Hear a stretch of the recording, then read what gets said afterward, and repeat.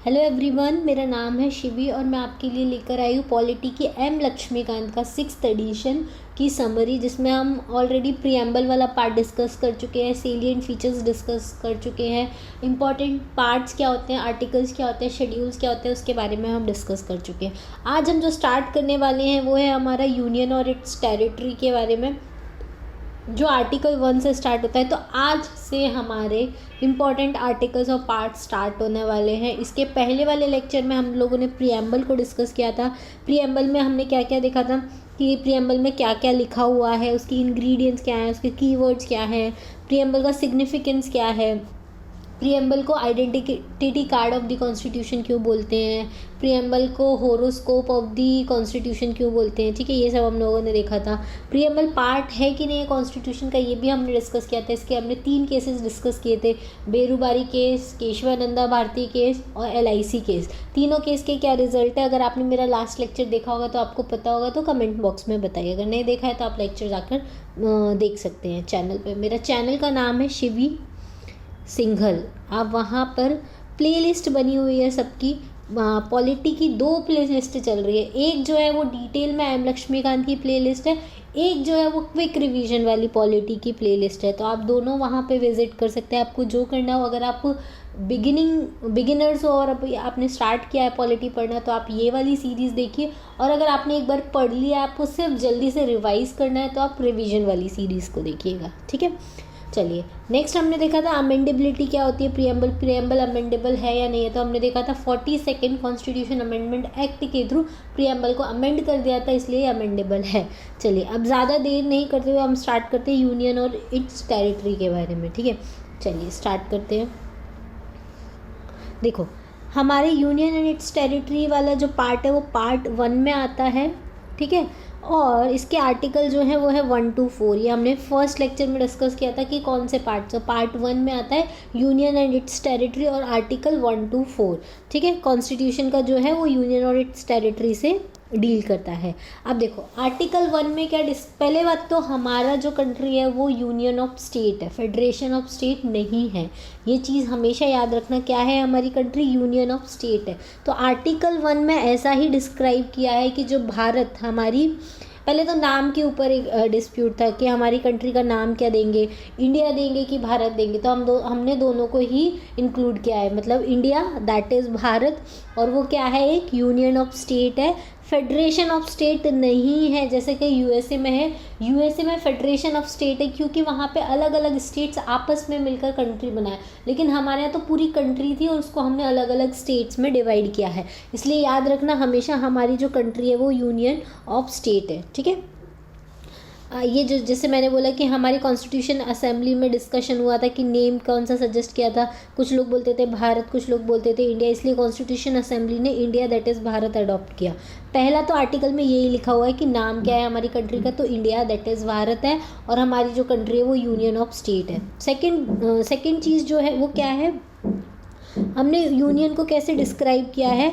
हमारा जो यूनियन है, उस हमारी जो कंट्री है वो एज अ यूनियन वर्क करेगी, लेकिन इसका जो कॉन्स्टिट्यूशन है वो फेडरल इन स्ट्रक्चर है। मतलब कि कंट्री तो हमारी पूरी एक है, यूनाइट है, इंडिया है, लेकिन हर स्टेट की अलग अलग मशीनरी है, हर स्टेट की स्टेट लेजिस्लेटिव असेंबली है, वो वैसे वर्क करेगी। ठीक है, तो B.R. अम्बेडकर ने बोला यूनियन ऑफ स्टेट जो है वो हम प्रेफर करेंगे अपनी कंट्री को as compared to federation of state. ठीक है, आर्टिकल 1 में और हमारा जो यूनियन है क्योंकि इंडिस्ट्रक्टेबल है इसलिए हम इसको यूनियन बोलेंगे। हमारी कंट्री में ऐसा नहीं है कि हम एक स्टेट अगर बोले कि नहीं आज मुझे इंडिया से अलग होना है तो वो अलग हो जाएगा, ऐसा कभी नहीं हो सकता। तो हमारा जो यूनियन है वो कैसा है, इंडिस्ट्रक्टेबल है, जबकि यूएसए का ऐसा नहीं है। यूएसए में से अगर कोई स्टेट अलग होना चाहता है तो वो कंट्री से अलग हो सकता है, लेकिन हमारा जो यूनियन है वो इंडिस्ट्रक्टेबल है।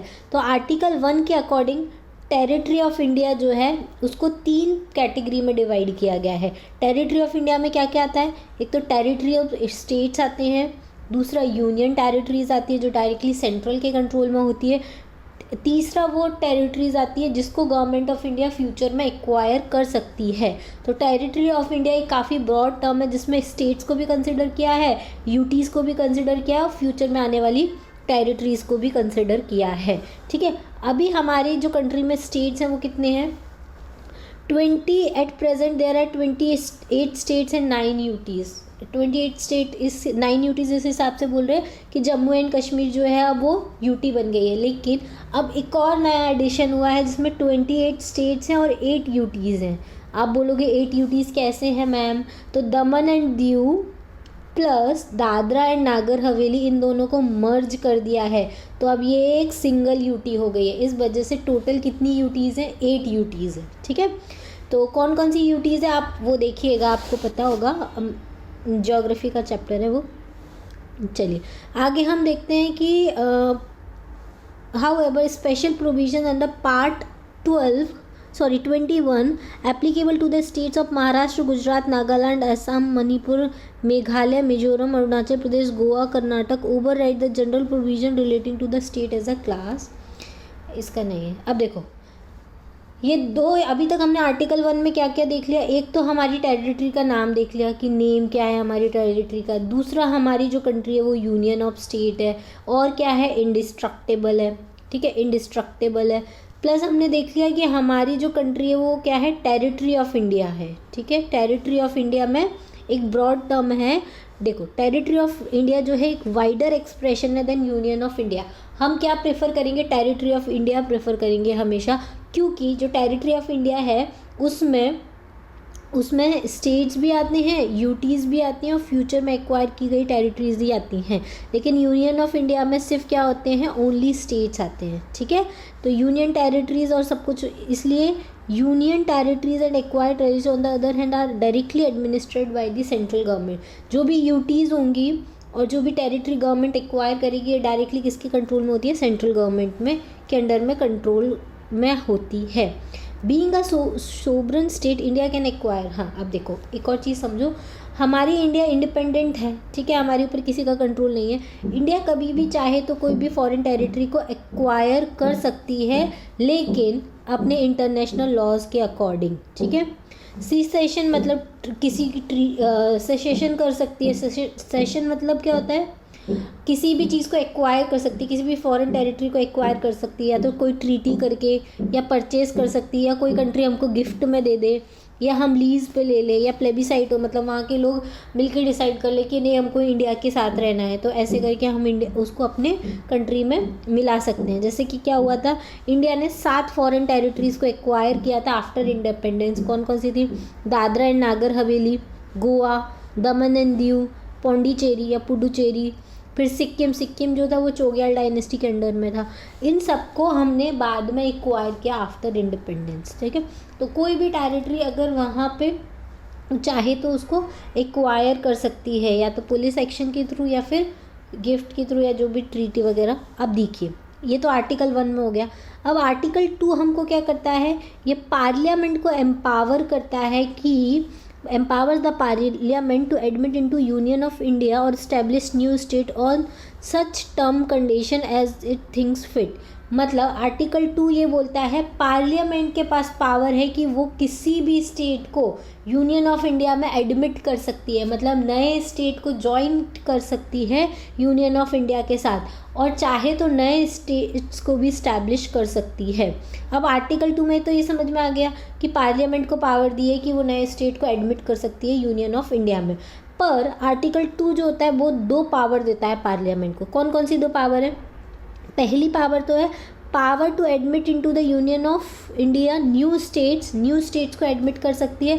दूसरा power to establish new state, या तो नए स्टेट्स को एडमिट कर ले, या मतलब एडमिट कर ले मतलब अपनी इंडिया में मिला ले, दूसरा नए स्टेट्स को इस्टेब्लिश कर ले। ये 2 पावर किसके हाथ में है, पार्लियामेंट के हाथ में है। समझ में आया, 2 आर्टिकल्स हो गया। पहला आर्टिकल जो था जिसमें नेम बताया है, टेरिटरी कौन कौन सी होती है इंडिया की वो बताया है। आर्टिकल 2 में बताया किसको पावर है कि नए स्टेट्स बना सकता है और किसी और स्टेट को अपनी यूनियन ऑफ इंडिया में एडमिट कर सकता है, तो वो पार्लियामेंट के हाथ में है, ठीक है। तो आर्टिकल 2 ये देखो, notably article 2 relates to the admission और the establishment of new states that are not the part of union of India. Article 2 जो बताता है वो कौन से स्टेट्स का एडमिशन बता रहा है, ऐसे स्टेट जो अभी इंडिया का पार्ट नहीं है, लेकिन वो पार्लियामेंट के पास पावर है कि फ्यूचर में वो किसी और स्टेट को, मतलब आउट ऑफ इंडिया को भी अपनी इंडिया में इंक्लूड कर सकता है। जबकि article 3 on the other hand release the formation और changes in the existing states of the union of India. अब जो आर्टिकल 3 जो होता है वो पावर देता है कि पार्लियामेंट जो है एग्जिस्टिंग स्टेट्स में चेंज कर सकती है, ठीक है, उन्हीं को तोड़ के नया स्टेट बना सकती है। जैसे कि आंध्र प्रदेश को तोड़ के तेलंगाना बनाए तो तेलंगाना न्यू स्टेट्स बनाए, लेकिन आंध्र प्रदेश और तेलंगाना ऑलरेडी हमारी इंडिया में एग्जिस्ट कर सकते थे, उन्हीं को ब्रेक करके 2 स्टेट्स बना दिया। तो ये पावर जो है वो आर्टिकल 3 में दी है।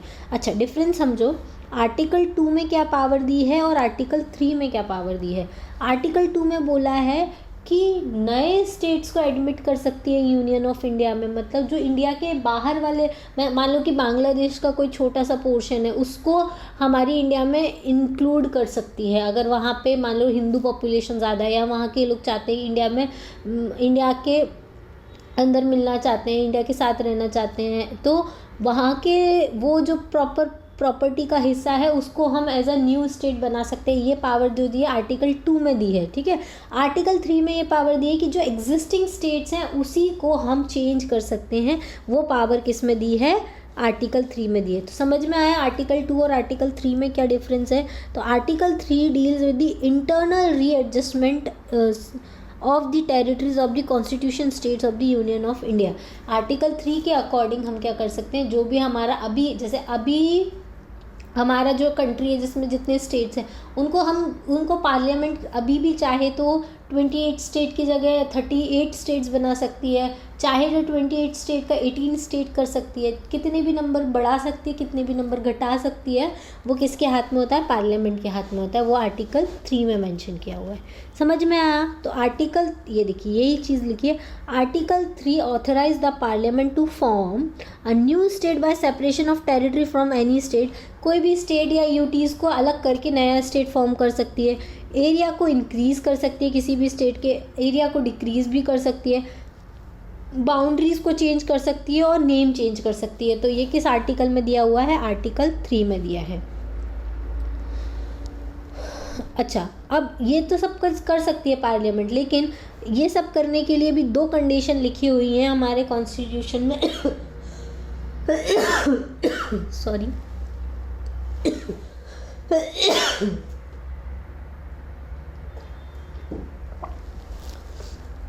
सॉरी देखो कौन कौन सी 2 कंडीशन लिखी हुई है। एक तो लिखा है कि जो भी कोई भी बिल अगर पार्लियामेंट लेके आती है जिसके अकॉर्डिंग वो चेंज करना चाहती है स्टेट में, उसके पहले उसको क्या करना पड़ेगा, प्रायर रिकमेंडेशन लेना पड़ेगा, किसका, प्रेसिडेंट का। पहली कंडीशन तो ये है कि प्रायर रिकमेंडेशन लेना पड़ेगा प्रेसिडेंट का। दूसरी कंडीशन क्या है कि बिल को रिकमेंड कर दिया प्रेसिडेंट को, तो प्रेसिडेंट को फिर ये बिल किसको भेजना है, उस स्टेट लेजिस्लेचर को भेजना है जिसका वो डिवीज़न करने वाले हैं। जैसे मान लो आंध्र प्रदेश का हम एग्जांपल लेते हैं। आंध्र प्रदेश को अगर डिवाइड करना है आंध्र प्रदेश और तेलंगाना में, तो पार्लियामेंट को क्या करना पड़ेगा, एक बिल पास करना पड़ेगा। लेकिन ऐसा हम करने वाले हैं कि आंध्र प्रदेश और तेलंगाना को डिवाइड करना है, तो ये किससे पहले रिकमेंड करेगा, प्रेसिडेंट को करेगा। प्रेसिडेंट अगर हाँ बोलता है, प्रेसिडेंट को रिकमेंड करने के बाद ये सेम बिल किसके पास जाएगा, उस आंध्र प्रदेश की स्टेट लेजिस्लेचर के पास जाएगा कि हम आंध्र प्रदेश और तेलंगाना को अलग कर रहे हैं। लेकिन वो स्टेट लेजिस्लेचर का जो कंसेंट है वो मैटर नहीं करता है, वो चाहे तो हाँ कर सकता है, वो चाहे तो ना कर सकता है, मतलब वो प्रेसिडेंट के ऊपर बाइंडिंग नहीं होता है। Further the power of parliament to form new states include the power to form a new state और यूटीज, ठीक है, ये पावर है। प्रेसिडेंट इज़ नॉट बाउंड, देखिए ये जो चीज़ मैं बोल रही थी, president is not bound by the views of the state legislature and may either accept और रिजेक्ट देम। स्टेट लेजिस्लेचर को वो बिल तो दे देगा कि हाँ हम लोग डिवाइड करने वाले हैं, अगर स्टेट ने बोला नहीं हमको नहीं डिवाइड करना है, तो ऐसा प्रेसिडेंट के ऊपर बाउंड नहीं है कि वो स्टेट लेजिस्लेचर की बात माने, वो उसको एक्सेप्ट भी कर सकता है, वो रिजेक्ट भी कर सकता है, ठीक है। अब इससे क्या क्लियर होता है कि कॉन्स्टिट्यूशन अथॉरिटीज़, मतलब कॉन्स्टिट्यूशन ने पार्लियामेंट को अथॉरिटी दी है कि वो कितने भी नए स्टेट्स बना सकता है, कितने भी एरिया चेंज कर सकता है, किसी भी कंट्री का नाम चेंज कर सकता है। पार्लियामेंट चाहे तो हमारा पूरा के पूरे इंडिया का वापस से स्टेट का अंदर का मैप चेंज कर सकता है, पूरा मैप रीड्रॉ कर सकता है। ये पार्लियामेंट को पावर दी गई है कॉन्स्टिट्यूशन में। तो parliament can redraw the political map of India according to its bill. तो पार्लियामेंट चाहे कभी भी तो हमारी पूरी कंट्री के स्टेट्स का मैप चेंज कर सकता है। ठीक है, तो समझ में आया? अभी तक 3 आर्टिकल्स हो गए। तो अब हमारी जो कंट्री है इंडिया को कैसे डिस्क्राइब किया है? An indestructible union of destructible state. मतलब यूनियन तो इंडिस्ट्रक्टेबल है, आप यूनियन छोड़ के तो नहीं जा सकते हो, लेकिन आपके स्टेट्स को हम डिस्ट्रक्ट कर सकते हैं, उनके एरिया को चेंज कर सकते हैं। एक स्टेट में से 2 स्टेट बना सकते हैं, 2 स्टेट में से 5 स्टेट बना सकते हैं। तो इंडिस्ट्रक्टेबल यूनियन है विथ डिस्ट्रक्टेबल स्टेट, ये आर्टिकल 3 में मेंशन किया गया है। Union government can destroy the state whereas the state government can not destroy the union. Union government जो है वो स्टेट को डिस्ट्रॉय कर सकती है, लेकिन स्टेट गवर्नमेंट चाहे तो वो यूनियन को नहीं छोड़ सकता है। इसलिए इंडिस्ट्रक्टेबल यूनियन है विथ डिस्ट्रक्टेबल स्टेट्स। ठीक है, अच्छा, इसके अलावा एक और चीज़ है, on the other hand, the territorial integrity or continued existence of the state is guaranteed by the Constitution. American federal government cannot form new state or alter the border. हमारी India के कॉन्स्टिट्यूशन में ये power दी गई है कि हम अपने areas को चेंज कर सकते हैं। अमेरिकन फेडरल गवर्नमेंट के पास ये पावर नहीं है कि वो नए स्टेट्स बना सके, उनकी बाउंड्री को चेंज कर सके। यूएसए इसलिए क्या है? Indestructible union of indestructible states. ये स्टेटमेंट्स के फॉर्म में आ जाते हैं कि यूएसए क्या है? Indestructible union destructible state, destructible union indestructible state. अगर आपको ये मैटर क्लियर है कि हमारा इंडिया जो है वो इंडिस्ट्रक्टेबल यूनियन है बट डिस्ट्रक्टेबल स्टेट है, और यूएसए कैसा है? यूनियन भी इंडिस्ट्रक्टेबल है वहाँ की और स्टेट भी इंडिस्ट्रक्टेबल है। ठीक है, तो दोनों में डिफरेंस समझिएगा। तो अब कितने आर्टिकल्स हो गए? 3 आर्टिकल्स हो गए। अब 4th नंबर का जो आर्टिकल है वो डिक्लेयर करता है that laws made for the admission और the establishment of new state under article 2 and formation of new states and alteration of the areas boundary of new और existing state under article 3 are not to be considered as the amendment of the constitution under article 368। मतलब ये जो आप कर रहे हो ना, states को डिस्ट्रॉय कर रहे हो, स्टेट्स को चेंज कर रहे हो, उनकी बाउंड्री को चेंज कर रहे हो, नए स्टेट्स को एडमिट कर रहे हो, ये सब जो है वो कॉन्स्टिट्यूशन अमेंडमेंट में नहीं आएंगे आर्टिकल 368 के। मतलब आप नया स्टेट बना सकते हो सिंपल मेजॉरिटी से। सिंपल मेजॉरिटी या ऑर्डिनरी लॉ की तरह आप इस लॉ को पास करके सिंपली स्टेट को डिवाइड कर सकते हो, उनका नेम चेंज कर सकते हो। उसके लिए आपको स्पेशल मेजॉरिटी या स्टेट का रेटिफिकेशन कराने की ज़रूरत नहीं है, जो आर्टिकल 368 में आता है। जब मैंने पहले भी बताया था, आर्टिकल 368 के थ्रू अगर हम अमेंडमेंट करते हैं तो हमको 2/3 स्पेशल मेजॉरिटी चाहिए होती है या फिर 2/3 प्लस हाफ स्टेट का रेटिफिकेशन चाहिए होता है। तो ये जो आर्टिकल 2 और आर्टिकल 3 में जो चेंज किए जा रहे हैं वो कॉन्स्टिट्यूशन अमेंडमेंट अंडर आर्टिकल 368 के अंदर नहीं आते हैं।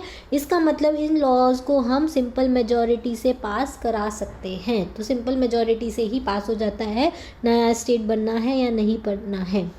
Thus the power of the parliament to diminish the area of the state under includes also the power to cede Indian for। अच्छा, वो ऐसा बोल रहा है कि पार्लियामेंट के पास तो ये पावर है कि वो स्टेट का एरिया और डिक्रीज़ कर सकता है, इंक्रीज़ कर सकता है। तो क्या पार्लियामेंट के पास ये भी पावर है कि वो किसी भी फॉरेन कंट्री की टेरिटरी को इंडियन टेरिटरी में इंक्लूड कर ले? नहीं, ये कोई पावर ऐसी हमारे इंडिया में नहीं है। इसके लिए क्या होता है, ये जो क्वेश्चन आया था वो सुप्रीम कोर्ट का जो केस था 1960 का तब आया था। Central the decision of the central include तो कर सकता है, सीड करना मतलब दे सकता है क्या, कि कभी अगर पार्लियामेंट का मन चाहे तो कश्मीर को वो पाकिस्तान को दे कभी भी, ऐसा कर सकता है क्या? नहीं। पार्लियामेंट चाहे तो वो पाकिस्तान का कोई पार्ट हमारी इंडिया में इंक्लूड कर सकता है, उसके लिए उसको कुछ करने की ज़रूरत नहीं, सिंपल मेजॉरिटी से हो जाएगा। लेकिन अगर उसको हमारे कश्मीर को पाकिस्तान को देना पड़ा तो वो नहीं दे सकता सिंपल मेजॉरिटी से। ठीक है, इसलिए इंडियन कंट्री का कोई भी स्टेट वो फॉरेन टेरिटरी को नहीं दे सकता है नॉर्मली ऐसे ही। तो decision of the central government to cede the part of territory known as the Berubari union case to Pakistan led to the political agitation और कंट्रोवर्सी। ठीक है। तो सुप्रीम कोर्ट ने ये बोला कि आर्टिकल 3, जो आर्टिकल 3 के अकॉर्डिंग हम एरिया को डिमिनिश कर रहे हैं, इंक्रीज कर रहे हैं, does not cover the secession of the Indian territory to the foreign territory. हम इंडियन की कोई भी टेरिटरी हम फॉरेन कंट्री को नहीं दे सकते हैं। इंडियन टेरिटरी फॉरेन स्टेट को तभी अपनी टेरिटरी दे सकती है जब हम कॉन्स्टिट्यूशन में अमेंडमेंट करें, और वो कॉन्स्टिट्यूशन में अमेंडमेंट होगा आर्टिकल 368 के अंदर।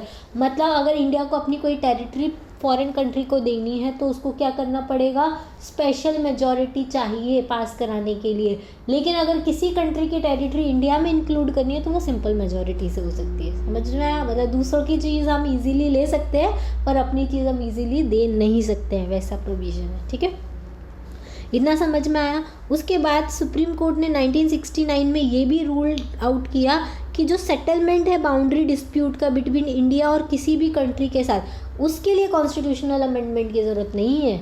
मतलब अगर जैसे मान लो इंडिया और पाकिस्तान के बीच में कोई बाउंड्री डिस्प्यूट है, उसको सेटलमेंट करने के लिए आपको कॉन्स्टिट्यूशन अमेंडमेंट मतलब स्पेशल मेजॉरिटी नहीं चाहिए, आप सिंपल मेजॉरिटी से भी कर सकते हो। जैसे इंडिया और बांग्लादेश के बीच में जो बाउंड्री डिस्प्यूट था वो सिंपल मेजॉरिटी से सॉल्व हुआ था, ना कि स्पेशल मेजॉरिटी चाहिए था। तो कॉन्स्टिट्यूशनल अमेंडमेंट की रिक्वायरमेंट नहीं होती है। तो सिर्फ कॉन्स्टिट्यूशनल अमेंडमेंट आपका कहाँ लगेगा, सिर्फ और सिर्फ एक ही केस में लगेगा, अगर आपको इंडिया की कोई टेरिटरी किसी फॉरेन कंट्री को देनी है तो ही आर्टिकल 368 का यूज़ होगा, मतलब स्पेशल मेजॉरिटी की रिक्वायरमेंट होगी। अदरवाइज अगर आपको एरिया डिमिनिश करना है, इंक्रीज़ करना है, डिक्रीज़ करना है, नेम चेंज करना है, किसी दूसरी कंट्री की टेरिटरी हमारी इंडिया में लेना है और क्या करना है, बाउंड्री डिस्प्यूट सॉल्व करना है, तो वो सब कुछ सिंपल मेजॉरिटी से हो सकता है। ठीक है, चलिए इतना समझ में आया। 4 आर्टिकल्स हो गए। आर्टिकल 1 में हमने देखा India that is Bharat, union of India होता है। ठीक है, और हमारा जो इंडिया है वो यूनियन ऑफ इंडिया है, इंडिस्ट्रक्टेबल यूनियन है, ये सब हम लोगों ने आर्टिकल 1 में देखा। टेरिटरी ऑफ इंडिया जो है वो वाइडर एक्सप्रेशन है, इसके अंदर स्टेट्स भी आते हैं, यूटीज़ भी आते हैं, और जो फ्यूचर टेरिटरीज हैं वो भी आती हैं। ठीक है, फिर आर्टिकल 2 में हमने देखा कि पार्लियामेंट को पावर दी गई है वो किसी भी कि वो नए स्टेट्स को, कोई भी नया स्टेट जो है उसको हमारी इंडिया के यूनियन ऑफ इंडिया में इंक्लूड कर सकता है। ठीक है, लेकिन हमारे इंडियन स्टेट को किसी फॉरेन कंट्री को नहीं दे सकता है, उसके लिए आर्टिकल 368 अमेंडमेंट करने की ज़रूरत है। फिर आर्टिकल 3 में हमने देखा था कि with in the boundary of the country parliament किसी भी स्टेट के एरिया को डिक्रीज़ कर सकता है, इंक्रीज़ कर सकता है, नेम चेंज कर सकता है। ठीक है, सिंपल मेजॉरिटी के थ्रू। लेकिन उसके लिए 2 कंडीशन होती है। पहले तो उसको प्रेसिडेंट को रिकमेंड करना पड़ेगा, दूसरा उसको क्या करना पड़ेगा, एक तो प्रेसिडेंट को रिकमेंड करना पड़ेगा, दूसरा उस प्रेसिडेंट को वो बिल किसको देना पड़ेगा, स्टेट लेजिस्लेचर को देना पड़ेगा। लेकिन स्टेट लेजिस्लेचर उसको का जो डिसीजन है वो प्रेसिडेंट के ऊपर बाउंड नहीं होगा। मतलब पार्लियामेंट कभी भी पूरी इंडिया का मैप रीड्रॉ कर सकती है। फिर आर्टिकल 4 में हम लोगों ने क्या देखा था, सॉरी एक सेकेंड, अभी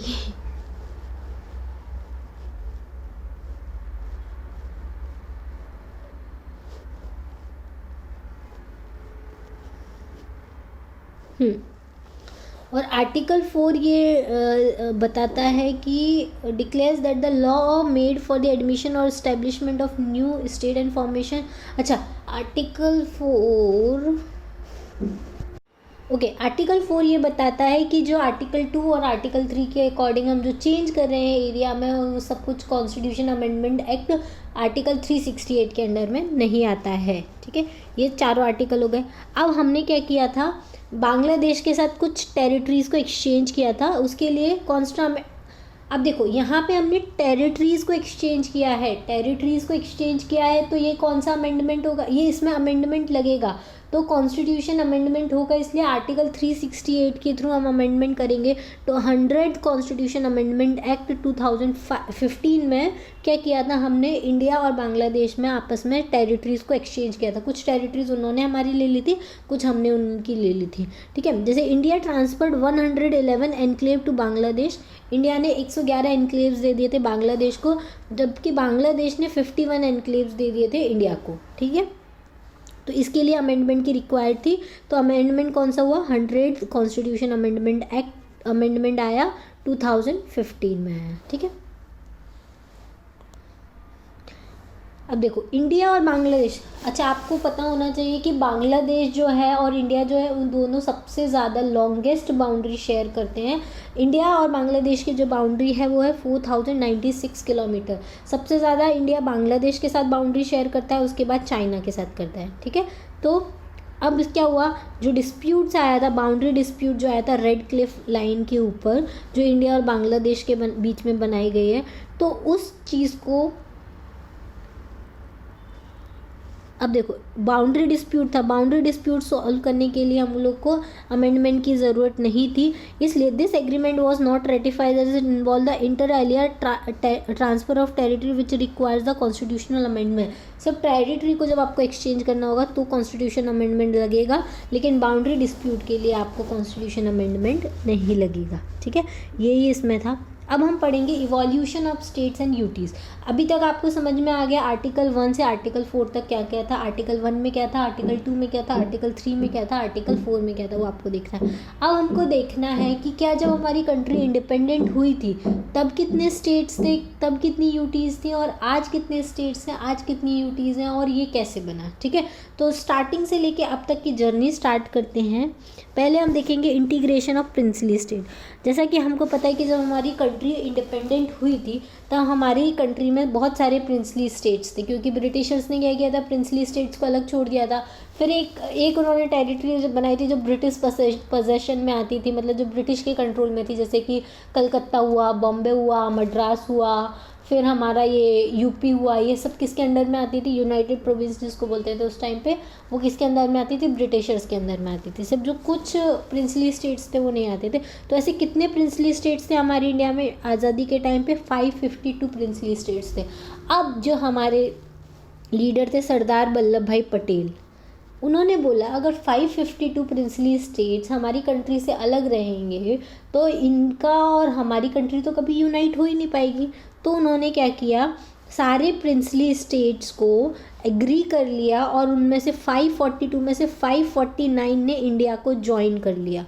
549 में से 552 में से 549 में तो ज्वाइन कर लिया। सिर्फ बचे कितने लोग थे, तीन ऐसे प्रिंसली स्टेट्स थे जिन्होंने इंडिया को ज्वाइन करने से मना कर दिया। वो कौन कौन से थे, एक तो थे हैदराबाद, दूसरा था जूनागढ़, तीसरा था कश्मीर। कश्मीर तो आता है एकदम नॉर्थ में, जूनागढ़ आता है गुजरात में, ठीक है, और हैदराबाद आता है नीचे आंध्र प्रदेश में। ठीक है, अब हैदराबाद एक बहुत बड़ा स्टेट था, अगर इसको हम छोड़ देंगे तो हमारी कंट्री के बीच में मतलब यूनिफिकेशन नहीं दिखेगा। जूनागढ़ भी छोड़ देंगे तो गुजरात में बीच में आता है तो यूनिफिकेशन नहीं दिखेगा। तो इस वजह से इंडिया ने क्या किया, हैदराबाद को इंडिया में इंक्लूड कर लिया by the means of police action. Police action के थ्रू हैदराबाद को इंडिया में इंक्लूड किया गया। जूनागढ़ में क्या किया गया, रेफरेंडम कराया गया, और कश्मीर को इंस्ट्रूमेंट ऑफ एक्सेशन साइन कराया गया। राजा हरी सिंह जो थे, जब पाकिस्तान ने उसके ऊपर अटैक किया तो उन्होंने इंडिया से मदद मांगी और इंडिया ने उनसे इंस्ट्रूमेंट ऑफ एक्सेशन साइन करा लिया कि अगर जब आप हमारी कंट्री का पार्ट होगे तो ही हम इंडिया की आर्मी आपकी हेल्प के लिए भेज सकते हैं। इस वजह से कश्मीर जो है वो भी क्या हो गया, इंडिया का पार्ट हो गया, जबकि पाकिस्तान ये चीज़ मानने को तैयार नहीं है। इसकी वजह से इतना पुराना ये डिस्प्यूट चलता आ रहा है। फिर 1950 में क्या हुआ, ये तो हो गया, अब पूरे प्रिंसली स्टेट्स भी हमारे इंडिया में आ गए, पूरा सब कुछ एक साथ हो गया, पूरा कंट्री हमारा यूनाइट हो गया। अब क्या करना था, इन जो कंट्री के पार्ट्स थे, स्टेट्स थे, उनको डिवाइड करना था। तो उसके लिए 4 फोल्ड क्लासिफिकेशन हुआ। इंडियन यूनियन को 4 पार्ट्स में डिवाइड किया, part A, part B, part C and part D. Part D जो थी वो उसमें टेरिटरीज आती थी, और पार्ट ए, बी और सी में कौन आता था, स्टेट आते। और टेरिटरी में भी सिर्फ एक ही आती थी उस टाइम, अंडमान एंड निकोबार, और कोई टेरिटरी नहीं थी। ठीक है, in all the number 29। Part A comprises 9, part A में 9 स्टेट थे, पार्ट बी में भी 9 स्टेट थे, पार्ट सी में जो थे कितने थे, ब्रिटिश इंडिया और कुछ प्रिंसली स्टेट थे, और पार्ट सी में इन ऑल 10 स्टेट्स थे, और पार्ट डी में सिर्फ कौन था, अंडमान एंड निकोबार आइलैंड। ठीक है, समझ में आया। अब क्या हुआ, अब इन स्टेट का रीऑर्गेनाइजेशन करने की बात चली, तो इसके लिए 3 कमीशन आते हैं। पहले 2 कमीशन थे, धार कमीशन और जेबीपी कमेटी। धार कमीशन मतलब एस के धर कमेटी बनाई गई थी, इसके जो हेड थे वो एस के धर थे, इसलिए इसका नाम धार कमीशन था। ये किस लिए आई थी? स्टेट रीऑर्गेनाइजेशन कमेटी थी जिसके अकॉर्डिंग पूरे स्टेट को रीऑर्गेनाइज करना था। फिर आई जेबीपी कमेटी जिसमें J for Jawaharlal Nehru, B for Vallabh Bhai Patel और पी फॉर पट्टाभी सीतारामैया। ठीक है, ये 3 लोग थे जिसकी ये कमेटी थी। अब इन लोगों ने क्या किया, इन्होंने एक कमेटी बनाई जिसमें इन्होंने एग्जामिन किया कि जो जून 1948 में government of India appointed the linguistic provinces commission under the chairmanship of the एस्केधर committee, क्योंकि पूरी इंडिया में क्या डिमांड होने लग गई थी कि लिंग्विस्टिक बेसिस पे स्टेट बनाना चाहिए, लैंग्वेज के बेसिस पे स्टेट बनाना चाहिए। और अब हमारी कंट्री में तो बहुत सारी लैंग्वेज थी, मतलब हर स्टेट की अलग लैंग्वेज है, मतलब हर एरिया की, हर गांव की, हर सिटी की अलग अलग लैंग्वेज है। अगर हम इस हिसाब से स्टेट को डिवाइड करेंगे तो हमारी कंट्री कभी रन ही नहीं हो पाएगी। तो ये सही है या नहीं है, इसके लिए एस्केधर कमेटी बनाई गई। तो एस्केधर कमीशन जो था, उन्होंने अपनी रिपोर्ट सबमिट की 1948 में और उन्होंने रिकमेंड किया कि reorganisation of state on the basis of administrative convenience rather than linguistic factor. उन्होंने बोला कि स्टेट को रीऑर्गेनाइज करना है तो किस बेसिस पे करना है, आपको एडमिनिस्ट्रेटिव कन्वीनियंस के हिसाब से करना है, लिंग्विस्टिक फैक्टर के हिसाब से नहीं करना है। ठीक है, फिर क्या हुआ, 1948 itself to examine the whole question afresh। अब वापस से क्या हुआ, ये क्वेश्चन आया, लोगों ने इनकी कमेटी की रिकमेंडेशन नहीं मांगी। फिर जवाहरलाल नेहरू, वल्लभ भाई पटेल, पट्टाभी सीतारामैया की एक कमेटी बनी जिसको जेबीपी कमेटी बोलते हैं। इन्होंने भी अपनी रिपोर्ट सबमिट की 1 साल बाद 1949 में, और उन्होंने भी फॉर्मली रिजेक्ट कर लिया language as the basis for the reorganisation of state. मतलब स्टेट का रीऑर्गेनाइज करना लैंग्वेज के बेसिस पे नहीं पॉसिबल है, ऐसा इन दोनों कमिटीज़ ने बोल दिया था। ठीक है, फिर क्या हुआ, एक बहुत बड़ी चीज़ हुई हमारी कंट्री में। क्या हुआ, 1953 में, अक्टूबर 1953 में एक बहुत बड़ी घटना हुई हमारी इंडिया में, जिसके वजह से पहला लिंग्विस्टिक स्टेट बन गया जिसका नाम था आंध्र प्रदेश। आंध्र प्रदेश में बहुत ज़्यादा वायलेंस हुआ, बहुत ज़्यादा प्रोटेस्ट हो रहा था कि हमको लिंग्विस्टिक बेसिस पे अलग कर दो। तमिल लोग तेलुगु लोगों से अलग होना चाहते थे, इस बेसिस पे ये क्या हुआ, प्रोटेस्ट हुआ। तो जो तेलुगु स्पीकिंग एरियाज थे फ्रॉम द मद्रास स्टेट, उसको अलग कर दिया गया तमिल स्टेट से। तो तमिलनाडु अलग बन गया, आंध्र प्रदेश में सारे तेलुगु स्पीकिंग लोगों को इंक्लूड किया गया। अब क्या हुआ था इस दिन, क्यों आंध्र प्रदेश को अलग किया गया, क्योंकि इनके जो प्रोटेस्टिंग के लिए लीडर थे पोट्टी श्री रामलू, वो कांग्रेस पर्सन थे इस कमेटी के, उनकी डेथ हो गई थी क्योंकि उन्होंने 56 डे का हंगर स्ट्राइक रखा था और उनकी डेथ की वजह से बहुत ज़्यादा प्रोटेस्ट होने लग गए थे। तो इस वजह से गवर्नमेंट को प्रेशर में आके आंध्र प्रदेश को लिंग्विस्टिक बेसिस पे अलग करना पड़ा। ये तो अलग हो गया, लेकिन आप सोचो इसके फ्यूचर इम्पैक्ट क्या होंगे। अगर एक स्टेट लैंग्वेज के बेसिस पे अलग हुआ है तो हर स्टेट डिमांड करेगा कि हमको भी लैंग्वेज के बेसिस पे अलग होना है। पंजाबी डिमांड करने लगे कि हमको अलग पंजाब चाहिए, गुजराती डिमांड करने लगे कि हमको अलग गुजरात चाहिए। ठीक है, हरियाणवी लोग बोलने लगे हमको अलग हरियाणा चाहिए। ठीक है, ऐसे जाट लोग जो बोलने लगे, से हर स्टेट से, हर जगह से। फिर नॉर्थ ईस्ट स्टेट में बोडोलैंड अभी भी वो जो डिमांड में है। ठीक है, ये सारे अलग अलग लोगों की जगह से अलग अलग डिमांड्स उठने लगी लिंग्विस्टिक बेसिस पे। फिर एक कमेटी बनाई गई जिसका नाम है फजल अली कमीशन। ठीक है, ये जो कमीशन था ये बना था क्योंकि जब आंध्र स्टेट अलग हो गया था उसके बाद लिंग्विस्टिक बेसिस पे बहुत ज़्यादा डिमांड होने लगी थी। तो दिसंबर 1953 में ये कमीशन बना था। कब बना था, 1953 में बना था। और इस कमीशन ने वापस से री एग्ज़ामिन किया कि क्या चल रहा है। फिर इसके दो और मेंबर थे इसमें, के.एम. पनिकर और एच.एन. कुंजरू। ठीक है, के.एम. पनिकर और एच.एन. कुंजरू, इन लोगों ने फिर सितंबर 1955, ऑलमोस्ट 2 साल बाद, दिसंबर 1953 से 1955 में 2 साल बाद इन्होंने क्या किया, पूरी सब कुछ एनालाइज करने के बाद एक रिपोर्ट सबमिट की जिसमें इन्होंने एक्सेप्ट कर लिया language as the basis of the reorganisation of state. इन्होंने बोला ठीक है, लैंग्वेज के बेसिस पे हम स्टेट को रीऑर्गेनाइज कर देते हैं। बट एक चीज़ जो थी इन्होंने रिजेक्ट कर दी, वो थी 1 लैंग्वेज 1 स्टेट। स्टेट के हिसाब से हम रीऑर्गेनाइज कर देते हैं कि एक बड़ी मेजॉरिटी लैंग्वेज है तो उसके हिसाब से, लेकिन एक लैंग्वेज ही एक स्टेट में बोली जाएगी, एक लैंग्वेज के लिए एक स्टेट बनाएंगे, ऐसा हम रीऑर्गेनाइजेशन नहीं कर सकते, ये पॉसिबल नहीं है। तो इन्होंने 1 लैंग्वेज 1 स्टेट की पॉलिसी को रिजेक्ट कर दिया।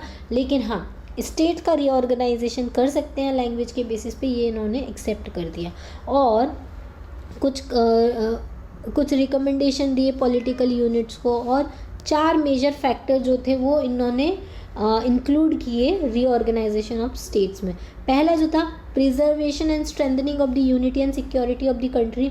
प्रिजर्व करना है, स्ट्रेंथन करना है हमारी कंट्री की यूनिटी को, क्योंकि तभी हम लॉन्ग रन तक चल सकते हैं। दूसरा लिंग्विस्टिक एंड कल्चरल होमोजिनिटी को रखना है। तीसरा financial, economic and administrative consideration रखना है। ऐसा नहीं कि सिर्फ लैंग्वेज के बेसिस पे स्टेट को अलग करना है, वहाँ के फाइनेंशियल, इकोनॉमिक और एडमिनिस्ट्रेटिव कंसिडरेशन को भी देखना है। Planning and promotion of the welfare of the people in each state as well as the nation as a whole, मतलब सब कुछ देखना है, ठीक है। सिर्फ लैंग्वेज के हिसाब से नहीं करना है, सारा आपको finance, economical, planning, promotion of welfare, preservation करना है, स्ट्रेंथनिंग करना है यूनिटी की, उसके बारे में सब डिस्कस करना है, ठीक है। Territory of India in 1956। अब 1956 में ये था, 1956 में क्या हुआ था, इस कमेटी के रिकमेंडेशन से गवर्नमेंट ऑफ इंडिया ने क्या किए थे, 14 स्टेट्स बनाए थे और 6 यूटीज़ बना दी थी, ठीक है। कितने स्टेट्स बनाए थे, ये रहे वो 14 स्टेट्स, ठीक है। ध्यान एक बार आप देख लीजिएगा इनको। आंध्र प्रदेश, आसम, बिहार, बॉम्बे, जम्मू एंड कश्मीर स्टेट था, केरल स्टेट था, मध्य प्रदेश, मद्रास, मैसूर, ठीक है। फिर उड़ीसा, पंजाब, राजस्थान, उत्तर प्रदेश और वेस्ट बंगाल, ये सारे स्टेट्स थे। अब यूटीज़ कौन कौन सी थी, अंडमान निकोबार, दिल्ली, हिमाचल प्रदेश, याद रखना यूटीज़ थी पहले, लक्षद्वीप, मिनिकॉय, अमिनद्वीप मतलब लक्षद्वीप, फिर मणिपुर और त्रिपुरा, ये सब भी यूटीज़ थी। इसमें से 3 स्टेट्स हैं जो पहले यूटीज़ थी, जैसे हिमाचल, मणिपुर और त्रिपुरा। इसको भी हम देखेंगे कि ये कैसे स्टेट्स बने थे, किनका मर्जन हुआ। अब कमीशन ने, जो फजल अली कमीशन थी, उन्होंने सजेस्ट किया कि जो 4 फोल्ड क्लासिफिकेशन है स्टेट्स की, उसको आप एबॉलिश कर दीजिए, उसको ख़त्म कर दीजिए, और स्टेट के हिसाब से रीऑर्गेनाइज करके 16 स्टेट्स और 3 यूटीज़ बनाइए। लेकिन गवर्नमेंट ने कितने बनाए, 14 स्टेट्स बनाए और 6 यूटीज़ बनाए, ठीक है। गवर्नमेंट ऑफ इंडिया ने इसको एक्सेप्ट कर लिया, लेकिन कुछ माइनर मॉडिफिकेशन किए।